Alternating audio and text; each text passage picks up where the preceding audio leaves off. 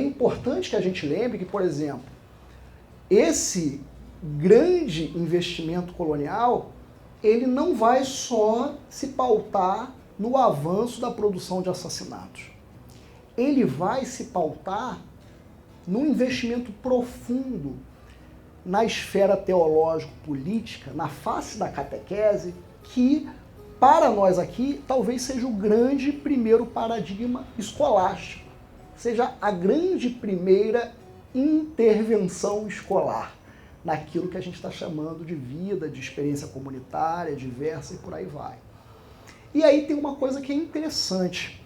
Se a gente pega, por exemplo, no caso, seja da colonização portuguesa, da colonização espanhola, você tem, nesses grandes personagens tidos como conquistadores ou descobridores, uma crença, que é algo muito curioso com o nosso tempo atual, inclusive no Brasil, de que eles estão diante de uma missão santa.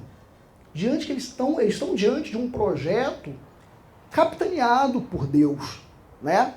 E a gente está falando que nesse contexto mundo, você tem um representante, um dignatário da inteligência divina, que é a coroa, né? Então, quando nós temos uma intervenção teológico-política, você pauta não só o desmantelo de inúmeros mundos que existem e que coexistem, mas a capacidade de produzir esquecimento da experiência que você tem com esses mundos. Tem um cara que é fantástico, já esteve aqui nesse quintal, é um mestre que eu acompanho, que tem chamado isso muito bem de cosmofobia, o Antônio Bispo dos Santos, o Nego Bispo. Então, quando o bispo ele fala sobre cosmofobia, ele está falando sobre uma recusa e, ao mesmo tempo, sobre um medo do cosmos, né? Pautando a ideia de que esse projeto ele tem uma espécie de tara, né? Pensando a categoria psicanalítica mesmo, de ser único, ele nutre esse medo e essa recusa como uma espécie de aversão à diferença, à alteridade, né? Isso que o bispo está chamando de cosmofobia, a gente também pode pensar como uma espécie de colonização cosmogônica, como uma espécie de captura de princípios explicativos de mundo, de relações de intimidade com as formas de ritualizar o mistério da vida. Olha que bonito. Ritualização do mistério, da beleza, da intimidade, da poética que compreende a noção de vida. Sendo que você tem um argumento muito pragmático.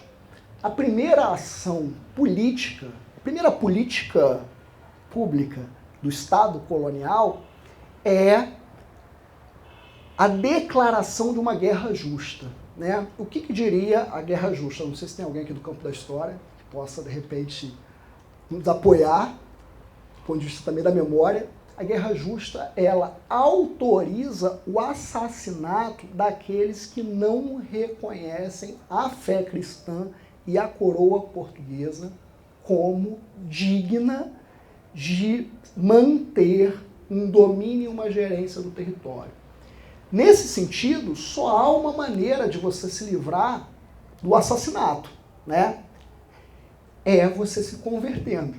Então a conversão é uma política escolástica. E o que é extremamente utilitário na lógica da conversão? É você também aprender uma língua.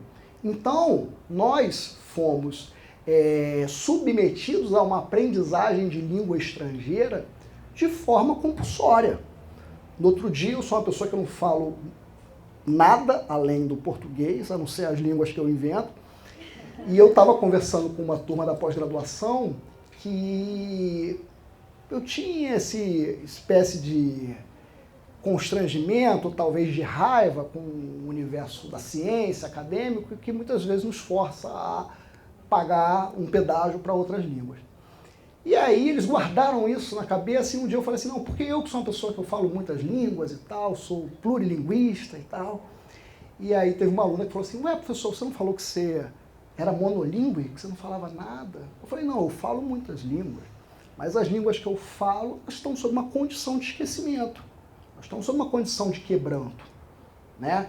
Eu sou filho de pai e mãe cearenses, pessoas que se retiraram da sua região, que é uma região ali próxima, é o pé da Serra da Ibiapaba, já chegando no sertão do Canidé. E a família do meu pai é uma família de vaqueiros. Então, meu pai foi uma pessoa criada para ser vaqueiro, porque meu avô foi vaqueiro, meu bisavô foi vaqueiro, meu tataravô foi vaqueiro.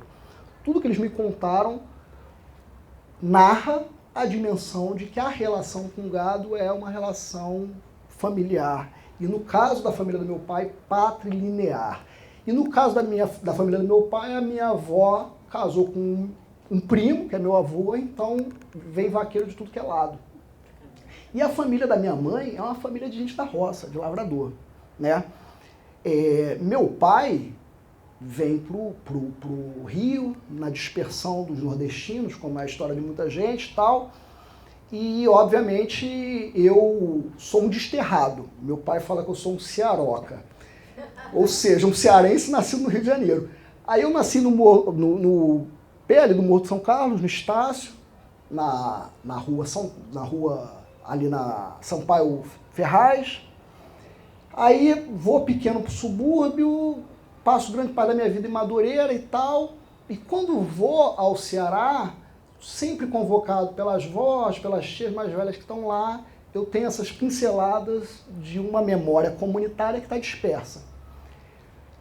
Meu pai passou mais de 30 anos sem ir ao Ceará. Uma vez minha avó veio e falou o seguinte, olha, eu vim, eu não venho mais, agora se você quiser você vá. E eu falei para ele, pai, é melhor o senhor ir, né? Vamos.